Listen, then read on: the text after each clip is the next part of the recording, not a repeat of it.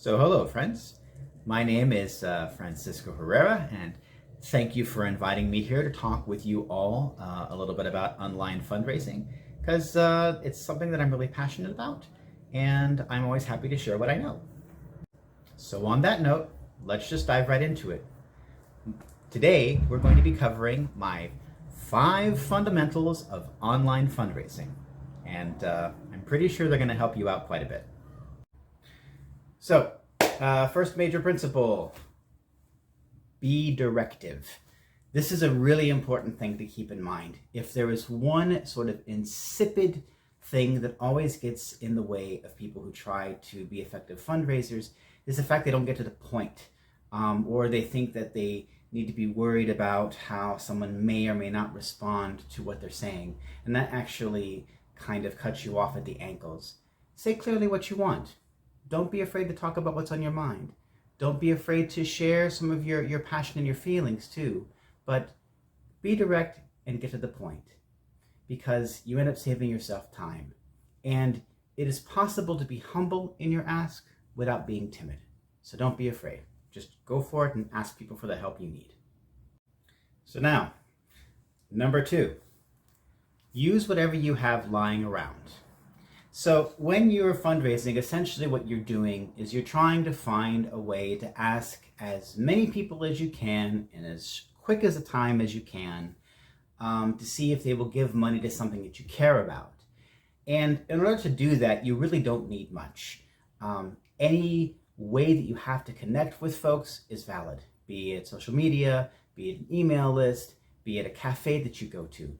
So don't get too hung up on having the best material or the best process, so long as you have a way to reach out to a fair number of people and you're straight to the point about what you need, either money-wise or resource-wise, you should be okay. And actually then, this leads to my 3rd point. So when it comes to fundraising, I'm very fond of using the image of people fishing with nets. And so as a consequence, then step 3 also itself has 3 points. Step 3 is have good boats and good nets and good help. So good boats. Good boats are essentially made your social media apps, platforms where you can share an ask from. So of course, Facebook, Twitter, Instagram, TikTok, things like that. Some centralized location from which, like you're fishing from a boat, that you can cast your nets.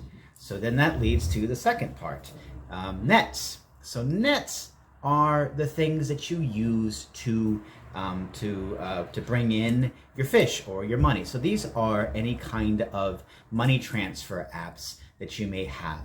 And then you have, between them you have what I like to call small nets and big nets.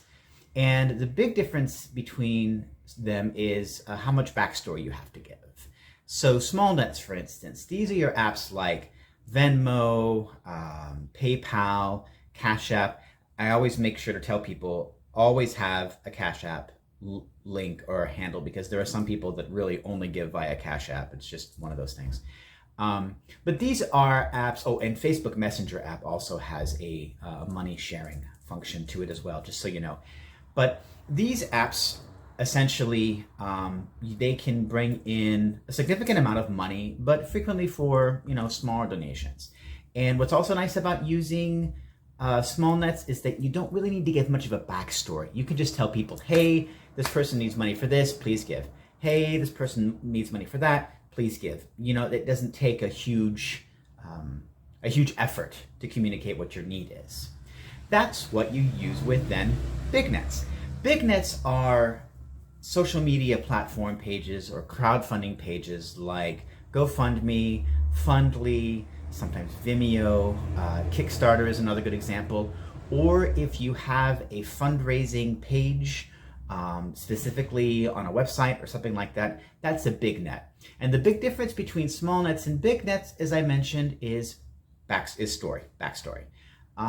With a big net, you use big net fundraising tools when you need to give a backstory. When the thing that you're fundraising for is a bit more complicated, like if you're fundraising for particular medical expenses, and the amount gets really pretty high, right? It helps to kind of list out what specifically the money you're raising is going for.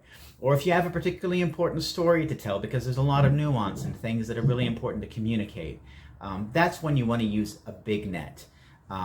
Ironically, curiously enough, the vast majority of fundraising needs can be taken care of actually with small net fundraising, but that's a conversation for another day. But just so you know, that's what, a big net is. Small nets, big nets. And finally, third point, good help. So what's your good help? Well, good help is basically just the people you know. So these are the folks that can help you to get your word out, just like you have the people in the boat casting nets. So these can be either your close friends, people that you know online, that random person that always shows up to every single event you ever do and is always really enthusiastic and sends you random emails from time to time. These are the people who have some kind of connection to you or support for your work or for you as a person. And these are the ones who can then help you to get the word out. And so it's important to have those folks as well. And ironically, talking about people who really support you, this then also leads to our fourth point. And that is expect opposition. I always have to go here. There's just something that trips in people's minds whenever you ask them for fundraising. And I know that a large chunk of people's discomfort around fundraising and worry about fundraising is tied to that. Let's face it, there are a lot of folks that don't really like fundraising and really don't like being asked for money. But you know what? Just expect it. Don't feel the need to have to explain yourself too much. If somebody's not really going to hear you out, you can probably tell pretty quickly. So don't stress. Just, say what you can, speak from your heart, talk about why the thing that you're asking for is important. And if they don't resonate, well, just move on and find somebody else. Now, before we get to the last point for the day, I have a little bit of homework for all of you. Okay, so write this down because it's really important before we meet. There are essentially 3 things that I need all of you to do to help to make sure that our time together over Zoom is really, really helpful and actually works. The big thing, 1, I need every single one of you watching this video to find 10 people and confirm with them who will commit to sharing a Facebook post. That's it. I mentioned this first because hands down, this is the hardest thing for people to do. All of my experience in fundraising, invariably, most of my time I spend helping people to get over their reluctance to ask folks for help. And that's part of what this exercise is for. So make sure that when we meet, please, please, please, you will have much more fun and be much more effective if you just do the work in advance and get 10 people to commit to sharing a Facebook post that you will write. That's the first one. Second one is I need for everybody here to think of and have the name of somebody or some organization that could really use somewhere between $200 to $500. It can be, and make sure that what the need is something really concrete. Say maybe groceries for a month, or money for rent, or if you know someone that has a nonprofit and they really need money to pay for materials for something. So something really small and concrete. Just think about who that person is or who that organization is and what they might need money for, $200 to $300 worth, and then bring that to our first session.